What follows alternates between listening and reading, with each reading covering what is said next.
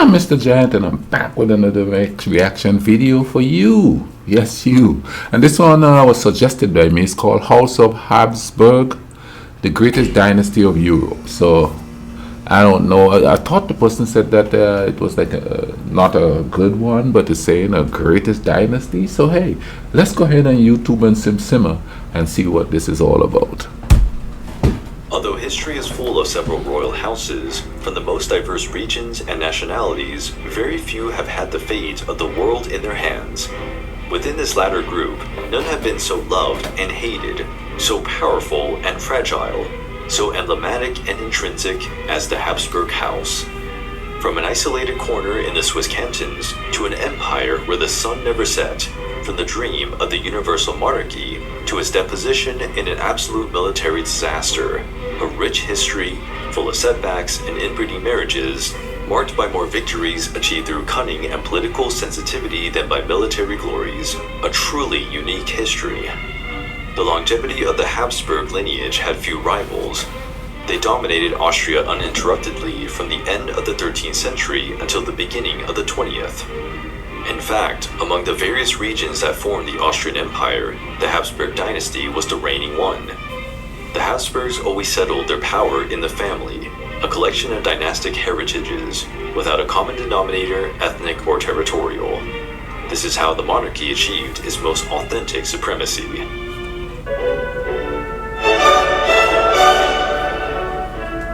Much of what is said about the origin of the Habsburgs is doubtful, mixing legends and acts of heroism. It is said that, around the year 950, after a hunt, Guntram, a rich nobleman from the Alsace region, now France, lost his great hunting hawk. After a long time of searching, he found it on a strategically located rock.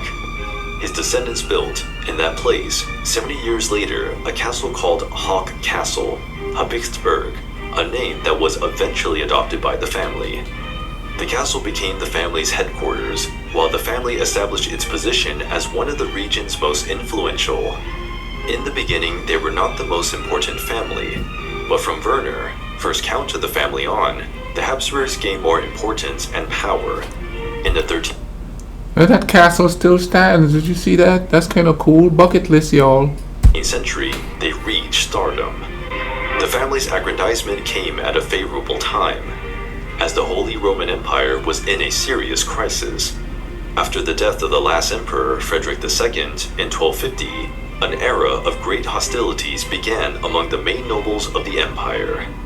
Small wars broke out all over Central Europe, and 23 years later, after the papal intervention against the election of a very strong new king, the voters rejected the idea of choosing the King of France or the King of Bohemia, preferring a lower nobleman, Rudolf, Count of Habsburg.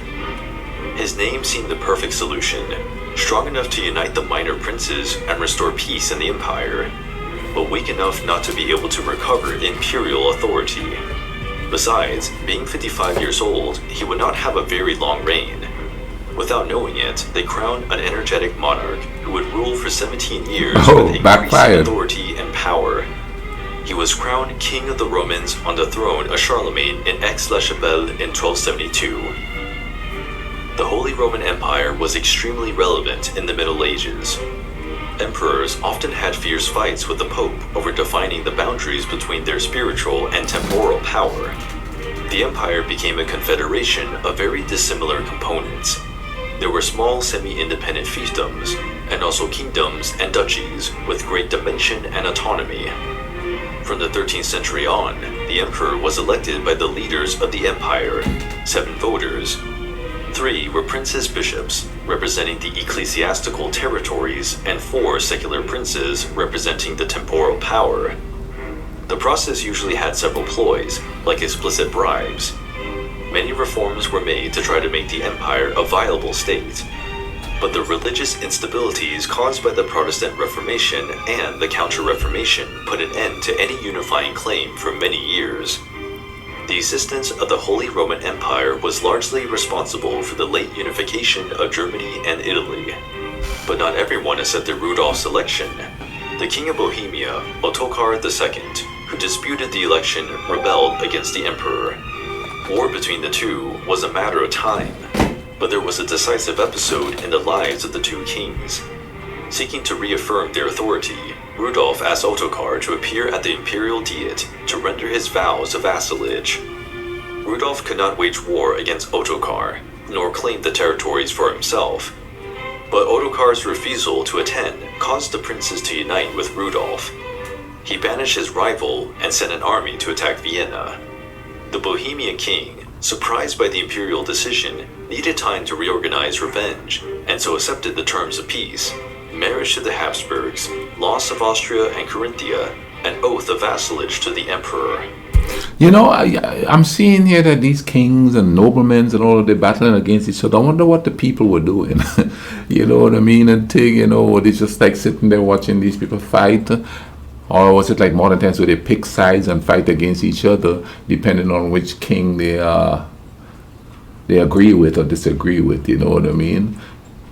I wonder what they were doing then. You know, maybe the normal human thing. You know, trying to survive. You know, and live, because you know, if the money is being circulated above up there, then the people are just struggling to survive. You know. When the truce was signed, Ottokar organized a gigantic army. His kingdom extended from the Baltic to the Adriatic. Without wasting any time, Rudolf formed an alliance with Ala Habsburg through weddings. Together with the Kingdom of Hungary and the Duke of Bavaria, his forces surprised Ottokar on the plains north of Vienna in Marchfield. He said that the alliance was formed through weddings. So, you know what? That sounds like a sort of a hostage situation, because people don't want their kids to get hurt. And I guess back then, you know, it was like, hey, you know, we want some peace. You better, you want this person to join us to beat the other person. We better get our kids all married up and thing. Can you imagine if that happened? Like they have this great, oh, not great, but they have this little historical thing here called the Hatfields and the McCoys, where they got into a fight and it's supposedly over a pig. I wonder if that idea ever came up. You there, marry that girl there, and that's going to bring some peace. You know what I mean? Because I still hear people say how they hate the Hatfields or they hate the McCoys. Even to this day, they still bully each other if they find out they were relatives of each other and stuff. Just silly little stuff like that. Winner, Rudolf acquired the territory that would be considered the possession of the Habsburgs, Austria, in addition to the surrounding territories. It was the beginning of a great empire that would go down in history. However, after the death of Rudolf I, the Habsburgs could not remain in the leadership of the Holy Roman Empire. Albert, their son, succeeded him in 1298 as Albert I, but was murdered in 1308. They were eventually removed by the powerful House of Luxembourg, and the Habsburgs were excluded from the affairs of the empire. When the Golden Bull, a gold-sealed constitution given by the sovereign of the Holy Roman Empire, decreed in 1356 the 7 princes-electors of the emperor, the Habsburgs were not on the list. Their Swiss lands were threatened by the newly created Swiss Confederacy. Thus, they began to concentrate on Austria. After almost 100 years in power, the House of Luxembourg was extinguished, and the Habsburgs recovered their imperial crown. The election of Albert II in 1438 and Frederick III in 1440 marked the beginning of a long presence at the head of the Holy Roman Empire. From here on, voters only chose Habsburgs, except for a short period between 1740 and 1745. As European dynasties expanded through a male lineage, the reigning branch of the House of Habsburg became technically extinct in the 18th century. The Spanish branch ended with the death of Charles II in 1700, being replaced in power by the House of Bourbon. The Austrian branch was extinguished in 1780 with the death of Empress Maria Theresa, replaced by the Valdemar branch of the House of Lorraine through Joseph II. The new successor house was named House of Habsburg-Lorraine.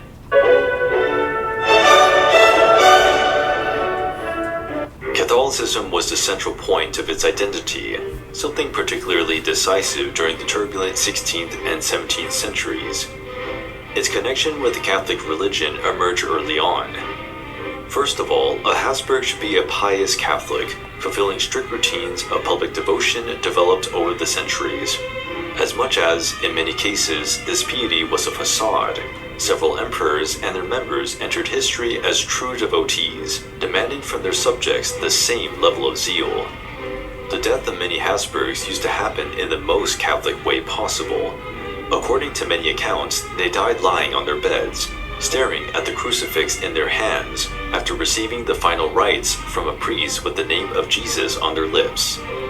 This attitude, in which the favorites of divine grace were affirmed, was extremely important in the darkest periods of their long history. Often, what remained for them was the idea that God would give them something better. Many royal houses and monarchies have their genealogical myths, and the Habsburgs are no exception. To reaffirm and deepen the greatness and authority of the house, studies were regularly made to prove that they were descended from the Trojans from various Roman personalities, such as Julius Caesar and Aeneas. On the other hand, they claimed to be descendants of the Carolingians and Merovingians, French royal dynasties, and later Charlemagne. Finally, their history goes back to the biblical Noah. After taking possession of Austria, the Habsburgs began a process of deep identification with that of the Badenbergs, a family that, in the previous 300 years, dedicated itself to the development of that region. It's kind of interesting that a lot of leaders and stuff, even today, you find that they want to trace their lineage back to some kind of biblical character. Some say the 12 tribes of Judah, some says Jewish people, which is there's what called the black Jews in here in America. They said they weren't Africans. They were Jewish people that were enslaved and brought here. They're the real Jewish people, and they try to fit, sort of align their lineage to some sort of Jewish thing. I don't understand it. So don't get on here and curse me out because I don't understand it.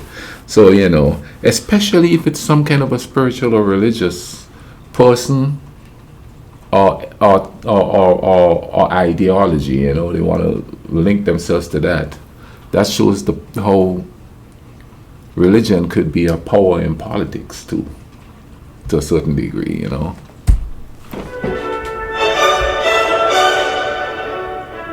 In the 15th century, the Hungarian king Matthias Corvinus had written in a letter, "Let others make war, you happy Austria marry, for kingdoms given to others by Mars, Venus will give to you."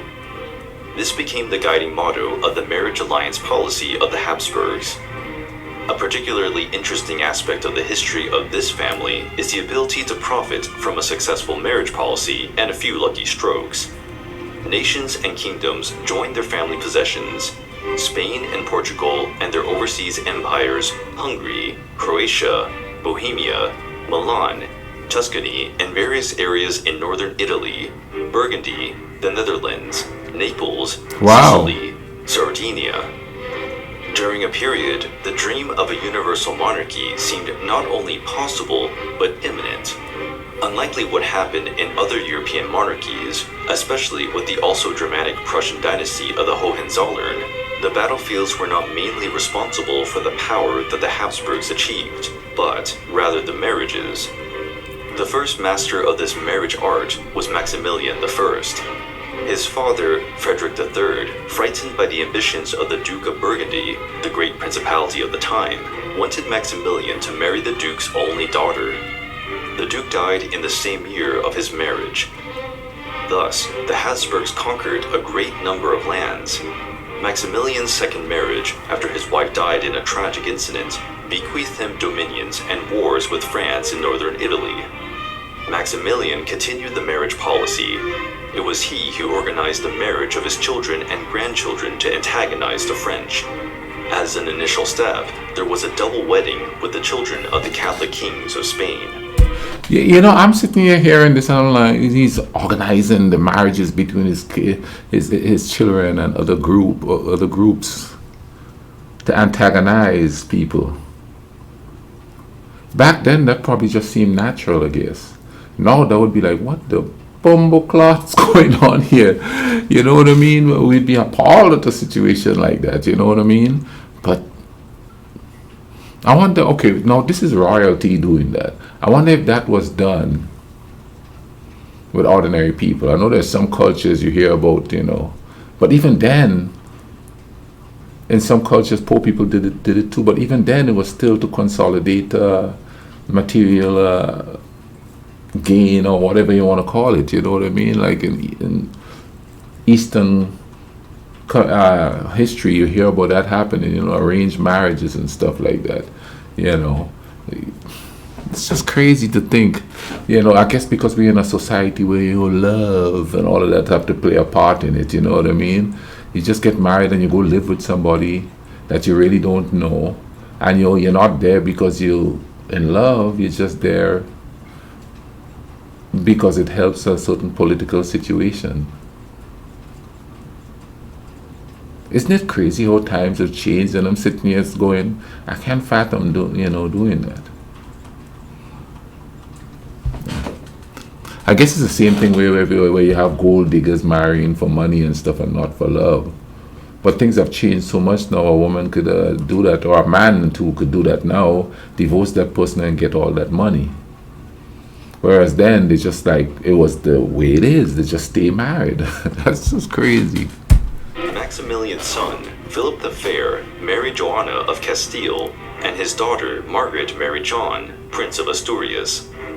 By chance and fate, and several deaths, his grandson, Charles V, son of Joanna of Castile and Philip the Fair, became the first monarch over whose empire the sun never sets. Mary of Habsburg, another daughter of Joanna of Castile and Philip the Fair, also added great possessions to the family. In 1515, the Habsburgs made a bet with the Jagiellons, the rulers of Poland and the main family in Eastern Europe. By organizing a double wedding, they risked their crown lands in exchange for the possibility of winning the Jagiellons' lands. Mary married Louis II, who was king of Poland, Hungary, and Bohemia, but Louis II decided to command his troops against the advances of Sultan Suleiman's troops. Louis was defeated at the Battle of Mohacs in 1526, drowning while trying to escape through a river. After his death, Mary's brother Ferdinand, another son of Joanna with Philip, who was married to Louis's sister, claimed the crowns of Bohemia and Hungary. Bohemia and Hungary became lands of the Habsburg crown, having been claimed by all the Habsburg rulers that followed until Franz Joseph, the last emperor. After the death of Charles V, his son Philip II inherited the throne. In addition to the very rich Spanish crown, Italian and Burgundian territories, the Portuguese crown, and its rich and diverse possessions and colonies. His uncle, brother of Charles V, Ferdinand I, became head of the Holy Roman Empire and ruler of the hereditary territories of the family, Austria and adjacencies. This sounds like nepotism on steroids. King of Bohemia, Hungary, and Croatia. With this, the Habsburgs ruled most of Europe and the world through two lineages of the same family. One that originated the lords of Spain and its vast colonial possessions, and the other originated the Holy Roman Empire and masters of Central Europe. In the Spanish side, this terrific gold mine generated serious problems. Philip II's marriage to Queen Mary I of England did not generate children, but rather the resentment of the English Anglicans, which would become faithful years later, with the war against England and the defeat of the Spanish Invincible Armada. In the same way, the lack of suitors of the same level, taking into account the animosity towards France and the hatred of Protestants, caused an increase in the number of intra-family marriages, which led to the exhaustion of the family. A few decades later, the Spanish Habsburg, Charles II of Spain, died without descendants. The Spanish crown and his possessions were lost forever. Despite benefiting the Habsburgs politically, the policy of inbreeding left serious marks on family genetics. The most famous is the Habsburg jaw or lip.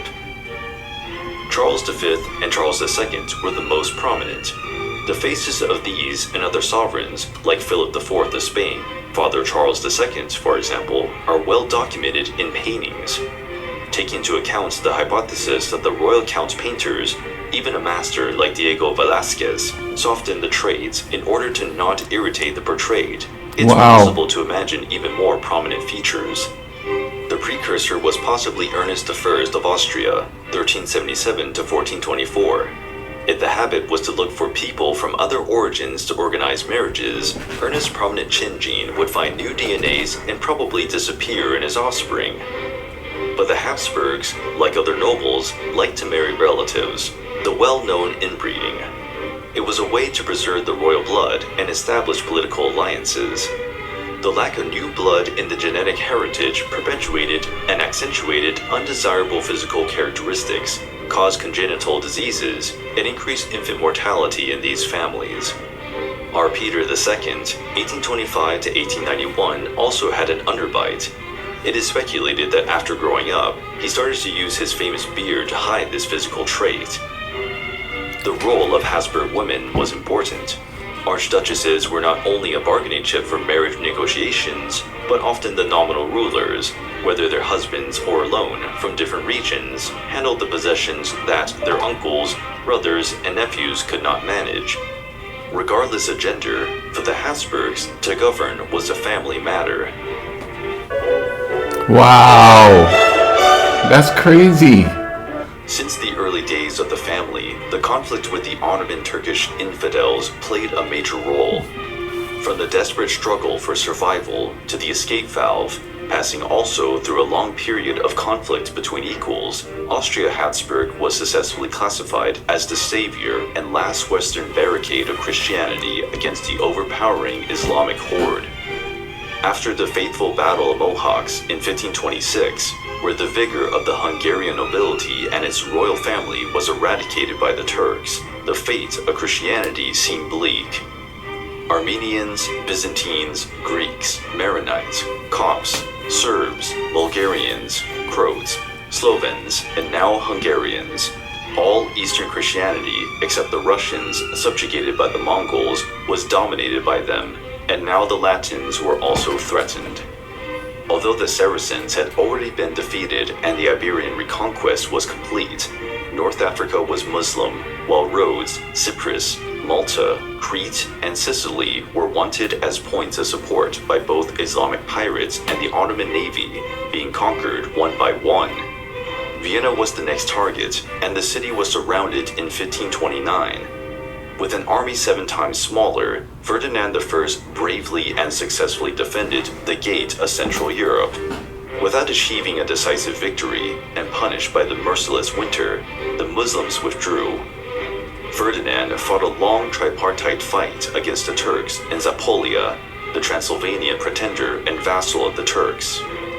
This conflict only ended in 1547, with the partition of Hungary into 3 zones: a west ruled by the Habsburgs, a center occupied by the Turks, and a Transylvanian principality in the east, which from then on became a vassal of the Ottomans. The war against the Turks on the Danube plains lasted another decade, from 1551 to 1562. Throughout the 16th century, Hungary gave the Habsburg dynasty more expenses in defense than profits. Even with all their internal and external limitations, the new domains represented an increase in the international power of the Habsburgs.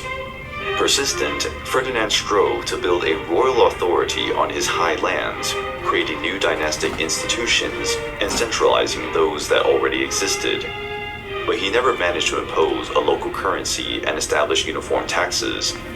The most important of these institutions was the Imperial Private Council, established in 1527, which became the apex of the entire Habsburg administrative system. Even more important was the creation of the Council of War in 1566, which coordinated the military borders. The main objective was to fight the Turks.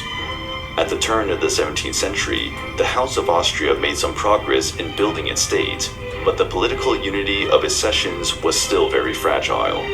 In each one, the dynastic domination had a different legal basis, and besides the War Council, there was no common institution that united them. I'm telling you, man, that's a lot of history there. Woo! I think the thing that really caught my eye in this video is the ancestral nature of how they kept their dynasty going. I mean, you keep it in the family, and the family is going to become stronger. Wow, that is crazy. That is crazy. I'm gonna leave a link in the description for this video. I hope you guys enjoyed it. If you did, drop a like on the video and stuff, and comment down below. Tell me of more could look at this, watch this history of that. But it's just crazy that it wasn't like real war, even though there was war, that created this the strength of this dynasty. It's just marrying and certain people, and then marrying within to keep the power and the wealth in one spot. That's crazy. Wow. Now people just go to war. Now people just go, hey man, you ain't gonna marry that there Muslim, you ain't gonna marry that there Christian. Listen, man, y'all take care of each other, alright? Cool running.